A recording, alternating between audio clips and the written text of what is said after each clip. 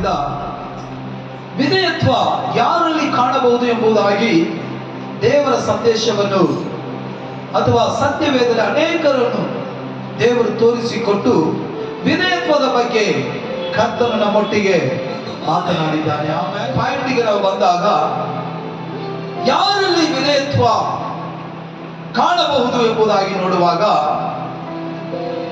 ಯಾರಲ್ಲಿ ಹೆಮ್ಮೆ பெருமை என்ற காரியங்கள் இல்லையோ ಅವನಿடத்தில் ಕೀழ்ಪಡಿದಲ್, ಅವನ ಬಳಿಯಲ್ಲಿ ವಿಧೇಯತ್ವವನ್ನು ಕಾಣಲು ಸಾಧ್ಯ. ಚೆನ್ನಾಗಿ ಗಮನಿಸಬೇಕು. ಒಂದು, ದೇವರಿಗೆ ಭಯಪಟ್ಟವನಲ್ಲಿ ವಿಧೇಯತ್ವ ಕಾಣಲ್ಪಡುತ್ತದೆ. ಎರಡು, ದೇವರನ್ನು ಹೆಚ್ಚಾಗಿ ಪ್ರೀತಿಸುವವನಲ್ಲಿ ವಿಧೇಯತ್ವ ಕಾಣಲ್ಪಡುತ್ತದೆ. ಮೂರನೆಯದಾಗಿ, ಯಾರ ಹೃದಯದಲ್ಲಿ ಹೆಮ್ಮೆ ಎನ್ನುವುದು, ಸ್ಪಷ್ಟವಾಗಿ ಹೇಳುವಾಗ ಕನ್ನಡದಲ್ಲಿ ಹೀಗೆ ಬರೆಯಲ್ಪಟ್ಟಿದೆ, ಅಹಂಕಾರ, ಅದಕ್ಕೆ ಮಾರಾಗಿ ಹೆಮ್ಮೆ. ಹಲ್ಲೆಲೂಯಾ. ಇದು ಯಾವ ಮನುಷ್ಯನಲ್ಲಿ ಕಾಣುವುದಿಲ್ಲವೋ ಅವನು ಎಲ್ಲರಿಗೂ ವಿಧೇಯನಾಗಿ. ಆಮೆನ್. ಯಾಕೋಬ 4:6 ಆತನು ನಮ್ಮ ಮೇಲೆ ಅತಿಶಯವಾದ ಕೃಪೆಯನ್ನು ಇಡುತ್ತಾನೆ. ಆತನು ನಮ್ಮ ಮೇಲೆ, ನೋಡಿ, ಯಾರು ಎಣಿಸಲಾಗದಂತ ಅತಿಶಯವಾದಂತ ಕೃಪೆಯನ್ನು ದೇವರು ನಮ್ಮ ಮೇಲೆ ಇಡುತ್ತಾನೆ.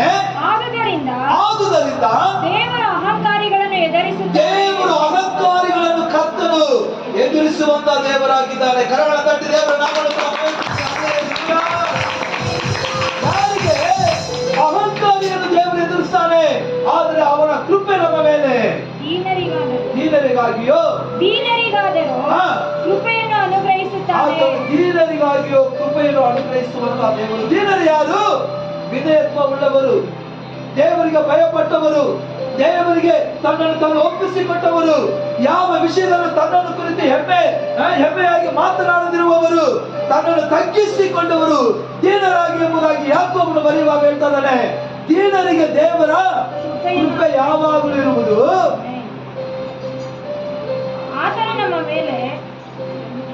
ದೀನರಿಗೆ ದೇವರ ಕೃಪೆ ಯಾವಾಗಲೂ ಇರುವುದು.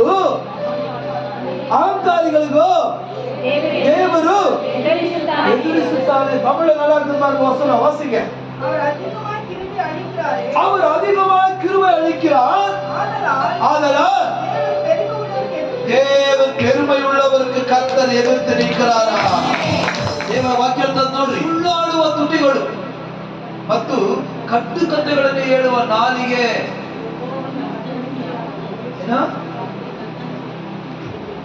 ಸುಳ್ಳು ಮಾತಾಡಿದ್ರೆ ಬರೀ ಸುಳ್ಳು, ಇದು ದೇವರಿಗೆ ಇಷ್ಟ ಇಲ್ಲ. ಸುಳ್ಳಾಡುವ ಮಾತಲ್ಲಿ ದೇವರನ್ನ ಆರಾಧನೆ ಮಾಡಬಾರ್ದು. ಸುಳ್ಳಾಡುವ ಮಾತಲ್ಲಿ ಸತ್ಯವೇದವನ್ನು ಓದಬಾರದು. ಸುಳ್ಳಾಡುವ ನಾಲಿಗೆಯಲ್ಲಿ ಪ್ರಾರ್ಥನೆ ಮಾಡಬಾರದು. ಹಲ್ಲೆಲೂಯಾ. ಎರಡದಾಗಿ ಕರ್ತನ ಹೇಳ್ತಾ ಇದ್ದಾನೆ, ಕಟ್ಟುಕತೆ 7:8 ಯಾವಾಗಲೂ ಪ್ರಸಂಗಿ 7 ಅಧಿಕಾರ ಮೆಟ್ಟಾದ ವಸಂತ ವೇಗಮ ವಾಸಿಗೆ ಆದಿಗಿಂತ ಅಂತ್ಯವು ಲೇಸು. Very good. ತಮಿಳ வாசிங்க. ஒரு காரியத்தை துவக்கத்தை பார்க்கிலும் முடிவு நலமா இருக்கும். அப்புறம் பெருமை உள்ளவனை பார்க்கிலும் பொறுமை உள்ளவன் உத்தம. கையை தட்டி அல்லேலூயா. ಒಂದು ಕಾರ್ಯವು ಪ್ರಾರಂಭ ಕಠಿಣವಾಗಿರ್ತದೆ, ಪ್ರಾರಂಭ ಕಷ್ಟವಾಗಿರ್ತದೆ, ಪ್ರಾರಂಭ ಸಮಸ್ಯೆ ಆಗಿರ್ತದೆ, ಪ್ರಾರಂಭ ಏನೋ ಗಲಿಬಿಲಿ ಆಗಿರ್ತದೆ. ಆದರೆ ಕರ್ತನನ್ನು ಮುಂದಿಡುವಾಗ ಅದರ ಅಂತ್ಯವು ಆಶೀರ್ವಾದವಾಗಿರ್ತದೆ.